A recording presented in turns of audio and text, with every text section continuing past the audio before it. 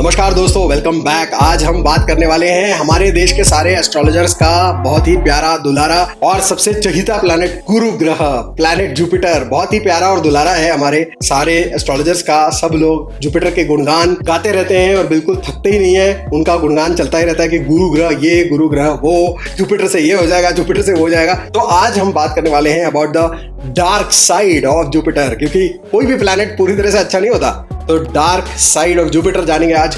Video को skip मत करिए। आज बहुत सारी आपकी जो अंधश्रद्धा है जुपिटर पे वो खत्म होने वाली है।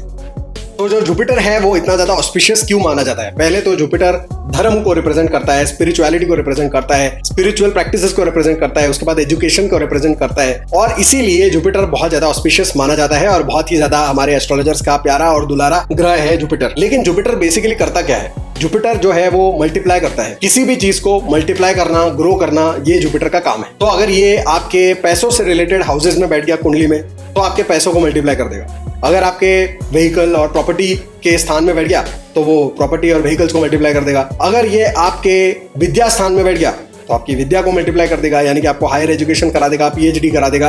अगर आपके स्टेटस के स्थान में बैठ गया तो आपके स्टेटस को मल्टीप्लाई कर देगा। तो यहां तक तो ठीक है कि अगर शुभ स्थानों में जुपिटर बैठ गया तो आपके शुभ चीजों को जुपिटर जो है वो मल्टीप्लाई कर देगा। और उसके साथ साथ जुपिटर जो है वो शादी को, बच्चों को भी रिप्रेजेंट करता है। तो इसलिए अगर वो संतान के स्थान में बैठ गया तो वो आपके मल्टीपल बच्चे आपको दे सकता है। लेकिन इसके बाद आती है द डार्क साइड। अब डार्क साइड ये है कि जुपिटर जो है वो एक प्लैनेट है, एक इंडिकेटर है। जुपिटर को अपना खुद का कोई इंटेलिजेंस नहीं है कि वो ये डिसाइड करे कि कहां पे मल्टीप्लाई करना है और कहां पे नहीं करना है। तो अगर यही जुपिटर गलत स्थान में जाके बैठ जाता है, नेगेटिव स्थान में जाके बैठ जाता है, तो वो उसको भी मल्टीप्लाई कर देता है। तो ये है उसकी डार्क साइड। अगर वो 12th हाउस में जाके बैठ गया, यानी कि खर्चे के घर में बैठ गया, तो वो खर्चा बढ़ा देता है। 8वें घर में बैठ गया, 8वां घर जो है डेथ का भी है, एक्सीडेंट का भी है, लोन का भी है और मेंटल स्ट्रेस का भी है। तो इन सारी चीजों को भी मल्टीप्लाई कर देगा। अगर गुरु आपके 7th हाउस में बैठ गया, अब लोग कहते हैं कि ये शादी के लिए बहुत अच्छा है, लेकिन भाई वो मल्टीप्लायर है, तो यानी इसका मतलब है कि आपकी शादी को मल्टीप्लाई कर दे। अब ये जो है बड़ी अड़चन वाली बात हो सकती है, क्योंकि पुराने जमाने में तो मल्टीपल शादियां होती थी, लेकिन आज के जमाने में एक ही शादी होती है। तो अगर वहां जुपिटर बैठ जाए तो समझिए कि मल्टीपल शादियां कराएगा। तो क्या होगा फिर? कैसे होगी मल्टीपल शादियां? इसका मतलब कि तलाक भी करवा सकता है जुपिटर। तो जुपिटर जहां भी बैठ जाता है वो उसको मल्टीप्लाई कर देता है। उसको नहीं पता कि किसको मल्टीप्लाई करना है और किसको मल्टीप्लाई नहीं करना है। और अगर जुपिटर जाकर बैठ गया शनि के साथ तो वो शनि को भी मल्टीप्लाई कर देता है। राहु के साथ बैठ गया तो राहु के फल को भी मल्टीप्लाई कर देता है। केतु के साथ बैठ जाता है तो केतु के फल को भी मल्टीप्लाई कर देता है। तो जिसके साथ बैठे वो उसको मल्टीप्लाई कर देता है। नुकसान वाले घर में बैठे उसको भी मल्टीप्लाई कर देता है। तो ये सब चलता रहता है भाई।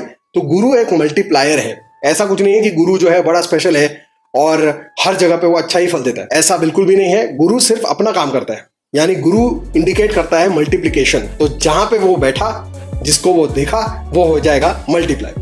तो अगली बार अगर कोई भी आपको बोले कि भाई पुखराज पहन लो, बिना सोचे समझे बहुत सारे एस्ट्रोलॉजर्स बोल देते हैं कि पुखराज पहन लो, शादी करनी है पुखराज पहन लो, नौकरी नहीं लग रही पुखराज पहन लो, प्रमोशन नहीं हो रहा पुखराज पहन लो, कुछ भी हो जाता है पुखराज पहना देते हैं। बहुत सारे लोग तो 10th और 12th के बच्चों का ऐसे ही पुखराज पहना देते हैं। लेकिन समझो भाई कि गुरु कहाँ बैठा है और क्या कर रहा है। अगर वो एजुकेशन के हाउसेज से 6, 8 या 12 में बैठा हो और आप उसको पुखराज पहना रहे हो बच्चे को, तो वो बच्चा फेल हो जाएगा। अगर वो प्लैनेट यानी कि जुपिटर आपकी कुंडली में हेल्थ को डिनाई कर रहा है, आपने उसको पहना दिया पुखराज, तो क्या होगा? उसकी हेल्थ खराब हो जाएगी। तो वो एजुकेशन में कैसे आगे जाएगा? अगर गुरु बैठा है 7th हाउस में, यानी कि शादी के स्थान पे, आप उसको पहना रहे हो पुखराज, चलो उसकी शादी हो जाएगी। शादी के बाद भी उसने पुखराज पहना रखा है, आपको क्या लगता है क्या होगा इससे? शादी में प्रॉब्लम्स आ सकते हैं भाई, क्योंकि वो उसको भी मल्टीप्लाई करने वाला है। तो पुखराज जो है हमेशा ध्यान से पहनिए। जुपिटर कोई स्पेशल प्लैनेट नहीं है, सारे प्लैनेट्स एक समान है। प्लैनेट अच्छे या बुरे होते हैं on the basis of where they are placed, किस स्थान में बैठे हैं, कौन से नक्षत्र में बैठे हैं, कौन से राशि में बैठे हैं, और उनकी दशाएं कब चल रही हैं और उनके कैसे फल मिलते हैं।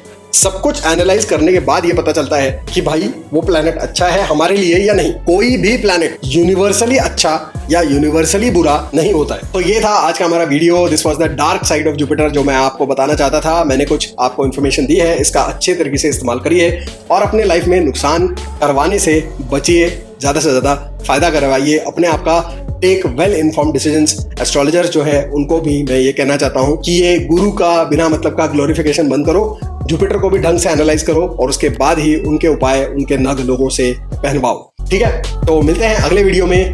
Till then, may God bless you all.